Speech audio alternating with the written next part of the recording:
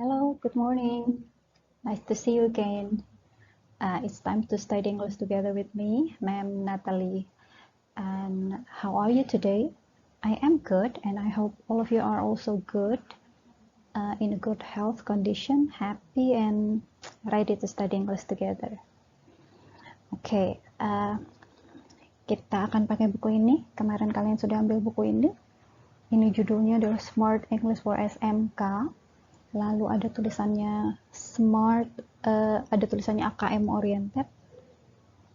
Apa itu AKM? AKM kepanjangan dari assessment kompetensi minimal, di mana di sana ada latihan-latihan yang akan melatih kalian untuk kompetensi minimal dalam hal literasi dan numerasi. Jadi gimana caranya pakai buku ini? I will explain you how to use this book, so get ready with your book and here we go.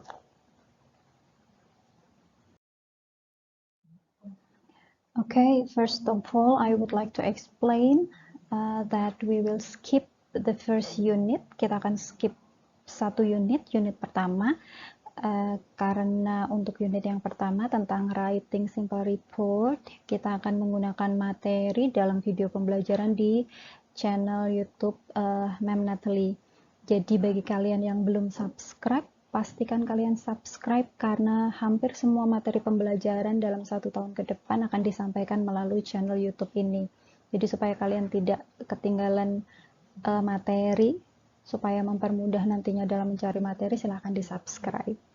Lalu kita akan langsung dengan unit yang kedua dalam buku ini, yaitu tentang presenting simple report. Tapi sebelumnya kita akan lihat dari kompetensi dasarnya saja. Jadi silahkan dibuka untuk unit 2, chapter 2 di halaman 15, page 15. Let's see. Here we go. Yang ini. Lalu selalu diawali dengan kompetensi dasar yang ada di sana. Jadi dijelaskan di sini kompetensi dasar apa yang akan kita pelajari dalam chapter yang kedua, dalam unit yang kedua. Kita akan mempelajari KD 3.26 dan 4.26 yang hubungannya dengan menganalisis fungsi sosial, struktur teks, dan unsur kebahasaan teks interaksi transaksional yang melibatkan tindakan memberi dan meminta informasi terkait penyajian laporan secara lisan atau report presentation. Jadi ini masih ada hubungannya dengan materi kita yang kemarin, yaitu tentang writing simple report. Kali ini kita akan belajar caranya mempresentasikan laporan yang sudah dibuat di pembelajaran sebelumnya. Lalu selanjutnya kita lihat tujuan pembelajaran kita.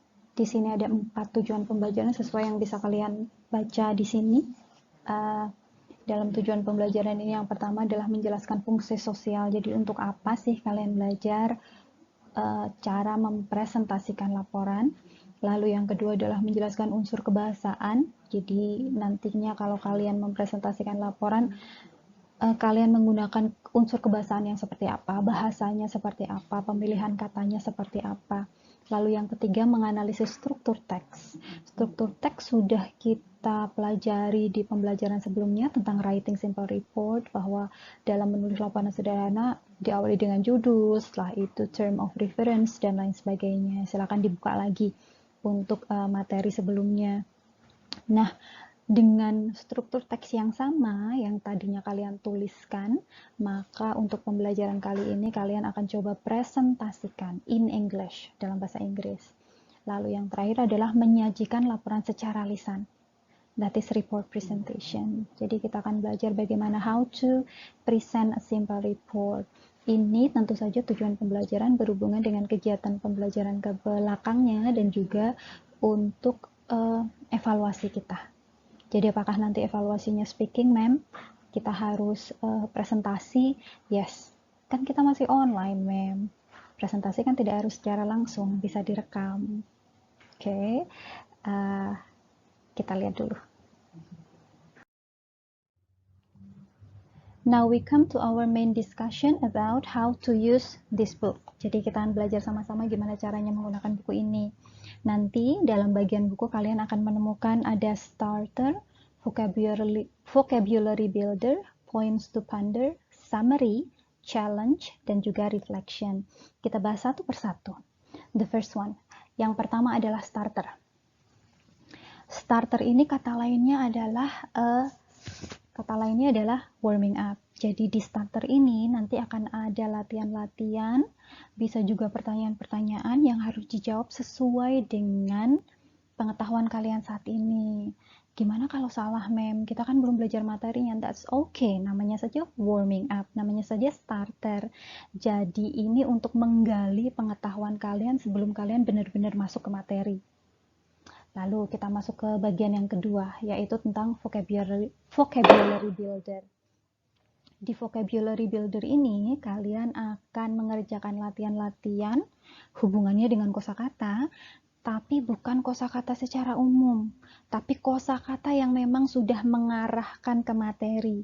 Jadi nanti kalian akan menemukan banyak kosakata kunci, kosakata penting yang nantinya akan ada di materi. Kalau kalian mengerjakan bagian vocabulary builder dengan sungguh-sungguh, kalian akan tahu berbagai arti dari kata-kata penting, kata-kata kunci yang nantinya akan digunakan dalam materi, jadi mempermudah kalian untuk mempelajari materi yang diberikan. Lalu yang ketiga, points to ponder. Nah, ini sedikit berbeda. Untuk yang ketiga ini sedikit berbeda. Kenapa? Karena every chapter, setiap unit, setiap bagian dalam setiap bab dalam buku ini akan memiliki bagian yang berbeda-beda. Contohnya saja untuk materi-materi yang di sana ada strukturnya, ada rumusnya, maka bagian points to ponder akan berubah menjadi grammar points. Oke, untuk materi-materi yang di sana kalian banyak digunakan dalam percakapan, maka points to ponder akan berubah menjadi useful expressions. Nah, tetapi karena materi ini hubungannya dengan presentasi, tidak ada rumus tertentu, tidak ada ungkapan-ungkapan tertentu, maka materinya ada di dalam bagian points to ponder. Inti materinya ada di sana, bisa dibaca. Lalu, di setiap akhir dari pembahasan materi, bagian yang keempat, pasti ada summary. Summary-nya biasanya sangat ringkas hubungannya dengan social function, text structure, and language features. Hubungannya sama tujuan pembelajaran yang tadi sudah dijelaskan di awal. Lalu latihan-latihannya ada dalam bagian challenge, di bagian yang kelima. Challenge itu artinya tantangan. Di sini kalian diberikan tantangan berupa soal-soal. Nah, bagian inilah yang menjadikan buku ini berbeda dengan buku-buku yang lain. Perbedaannya ada di mana, mem? Dalam challenge ini, latihan-latihannya sudah disesuaikan dengan AKM, Assessment Kompetensi Minimum, di mana di sana ada soal-soal yang akan melatih kalian untuk kemampuan numerasi dan literasi. Maksudnya gimana? Untuk kemampuan literasi, tidak hanya menjawab soal berdasarkan teks, tapi kalian menggunakan informasi yang sudah didapat di dalam teks untuk memecahkan masalah yang diberikan.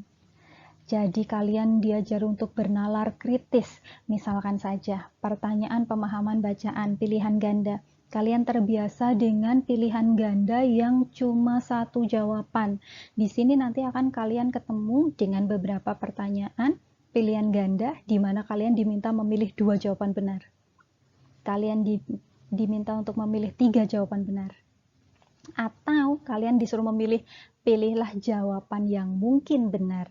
Jadi di sini kalian dihadapkan pada realita bahwa nanti di kehidupan nyata pilihan itu ada beragam. Kalian bisa memilih ini, pilihan A, konsekuensinya seperti ini. Kalau kalian memilih B, konsekuensinya seperti ini. Jadi kalian diajak mikir jauh ke belakang. Tidak hanya sekedar menjawab A, B, C, tapi kalian diminta untuk memberikan elaborasi, memberikan penjelasan kenapa kalian memilih itu. Kalian juga akan dihadapkan pada studi kasus, misalkan kalian seperti ini, kalian setuju atau tidak? Kalau setuju kenapa? Kalau tidak setuju kenapa? Jadi di sini latihan-latihannya lebih banyak mengajak kalian untuk bernalar kritis, main logika, menggunakan ilmu atau informasi yang didapat dari satu bacaan tertentu untuk diaplikasikan dan memecahkan masalah yang diberikan. Juga kemampuan numerasi. Numerasi hitung-hitungan nggak cuma di bidang matematika, di mapel yang lain. Jadi kita menggunakan kemampuan dasar matematika untuk memecahkan masalah dalam bahasa Inggris. Seperti apa contohnya? Nanti kita lihat. Lalu yang terakhir, bagian yang terakhir adalah reflection. Reflection ini untuk merefleksi sejauh mana sih saya sudah belajar, kesulitan saya apa saja sih, manfaatnya besok apa saja sih. Nah, refleksi ini khusus untuk kalian sendiri merefleksi perkembangan kalian dalam mempelajari unit yang diberikan.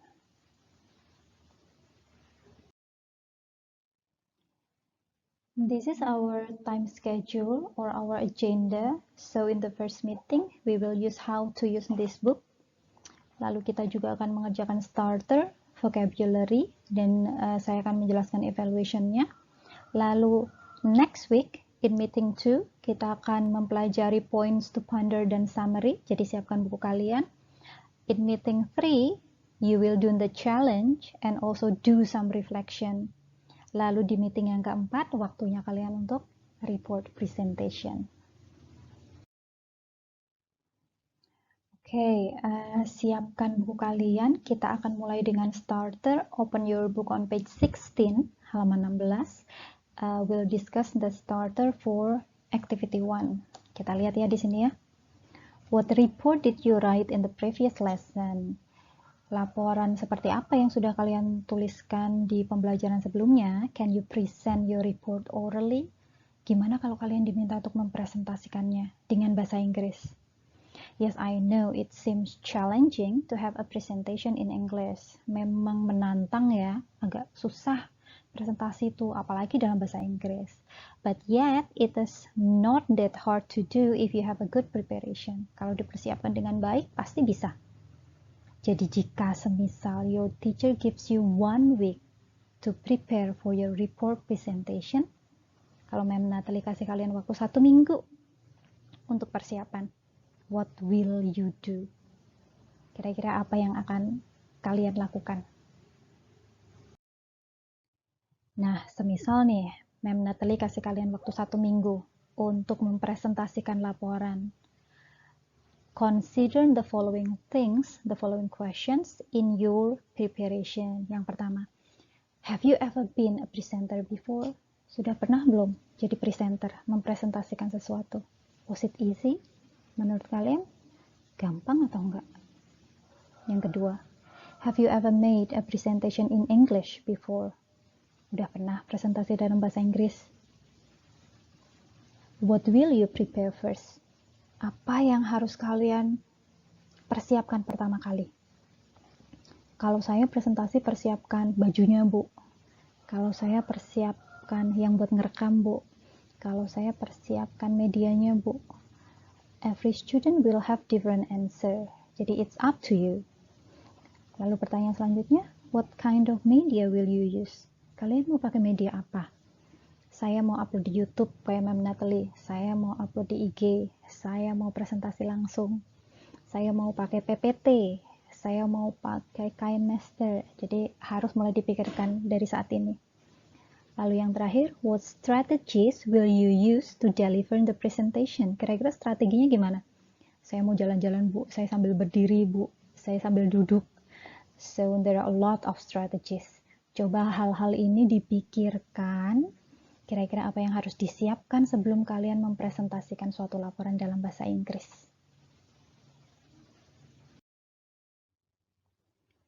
After doing activity 1, now let's do activity 2. Starternya ada 2 activity. Kita lihat activity yang kedua.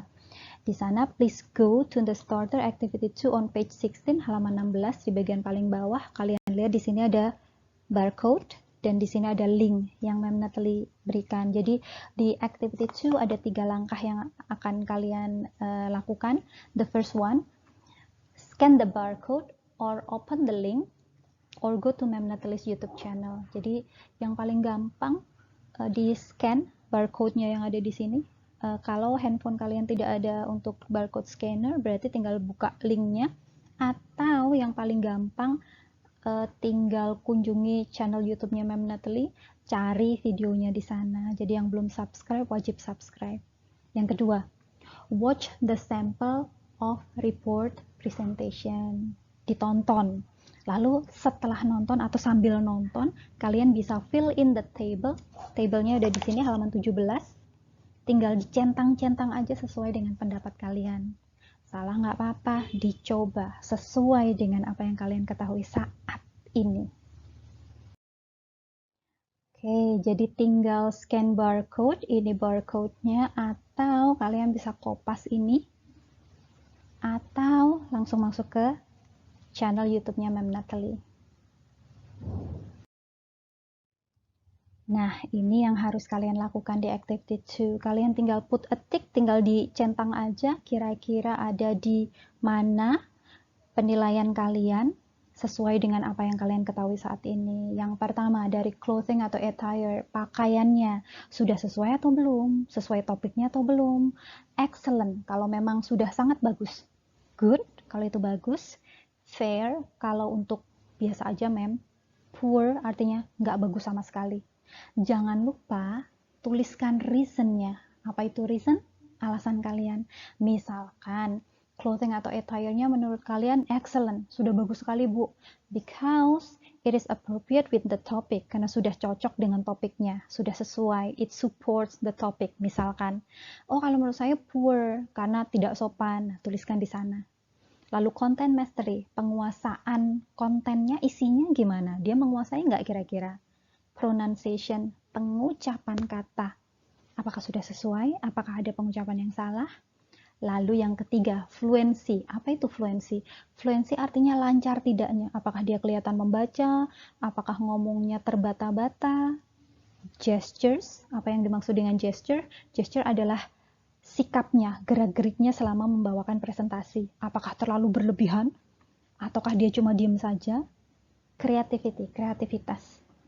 Apakah dia cuma direkam berdiri atau ada tambahan musik, mungkin ada tambahan running text, teks berjalan, dan lain sebagainya.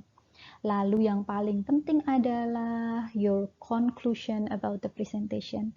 Secara umum, menurut kalian presentasinya gimana? Sudah bagus atau belum? Jangan lupa, elaborate your answer further. Dielaborasi, dijelaskan kenapa kalian punya conclusion seperti itu. Starter, activity 3. Activity-nya ada 3 untuk starter. Di activity 3, kalian akan membantu seseorang yang namanya Leo. Jadi di sini kalian dikenalkan sama yang namanya Leo. Leo itu sama kayak kalian, vocational high school student, jadi murid SMK, tapi dia tidak di Jasa Boga, tidak di UPW, tapi dia sekolahnya di jurusan akuntansi. He made a report on a charity event in his school. Dia bikin laporan tentang kegiatan amal charity di sekolahnya. Lalu Leo will have to present his report in front of the class next week. Dia diminta untuk mempresentasikan. Bantulah Leo to make a good preparation, untuk mempersiapkan presentasinya supaya Leo nantinya bisa presentasi dengan baik. Nah, caranya dengan apa? Dengan menjawab pertanyaan-pertanyaan berikut. Ada 8 pertanyaan yang bisa membantu Leo untuk bisa persiapan materi presentasinya. The first one, yang pertama. What kind of clothes should he wear for the presentation? Menurut kalian, kalau presentasinya di sekolah, tentang charity event, tentang kegiatan amal, clothes-nya, pakaiannya, Leo harus memakai pakaian apa? Yang kedua, what kind of movements should he make? Jadi gerak-geriknya harusnya gimana? Apakah berdiri, apakah duduk, apakah banyak gerak? Menurut kalian gimana? The third one, yang ketiga. Should he maintain eye contact with his audience? Why? Apakah dia harus ada eye contact? Ataukah dia cuma duduk, diem, menunduk, atau melihat ke atas? Menurut kalian gimana? Lalu, what should he say to open his presentation? Dia harus ngomong apa untuk membuka? What should he say to end it? Untuk mengakhiri presentasinya, sebaiknya Leo ngomong apa? Number 6. How long should he present his report? Idealnya menurut kalian kalau presentasi biar orang nggak bosen itu berapa menit? Number 7. How should he respond to any emerging questions? Kalau ada pertanyaan, Leo sebaiknya meresponnya gimana? Apakah menolak menjawab? Apakah dijawab satu persatu? Apakah membatasi pertanyaan? Coba kita pikirkan sama-sama nanti. Number 8.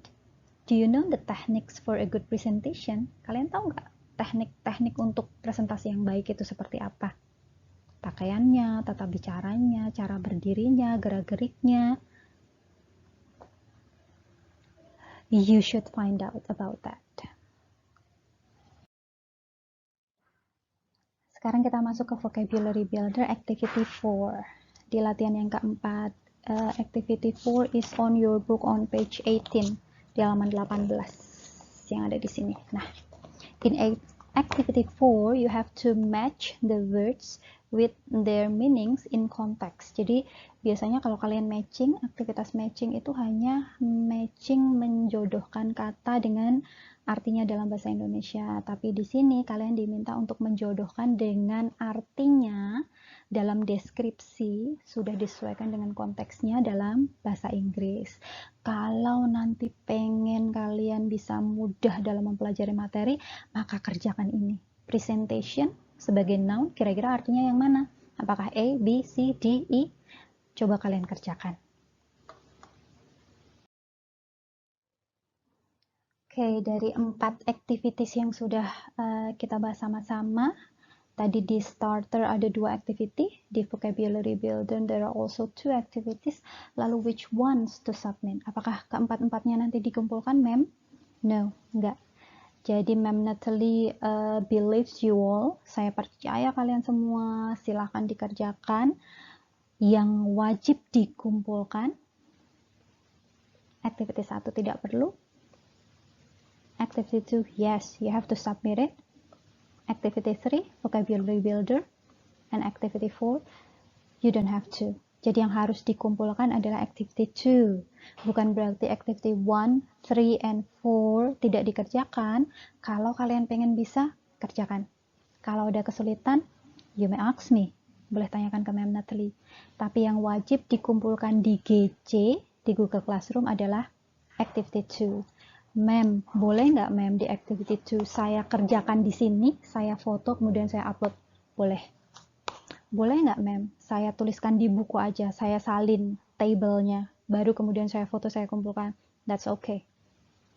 Jadi kerjakan yang menurut kalian lebih nyaman untuk kalian. Lebih baik langsung kerjakan di buku, biar bisa langsung untuk belajar. Oke? Saya tunggu di Google Classroom untuk tugas kali ini. About our evaluation, we will discuss it next time. Untuk evaluasinya kita bahas besok minggu depan. And now we come to the end of our meeting. Tapi sebelum kita akhiri, Ma'am Natalie mau kasih sesuatu, words to remember.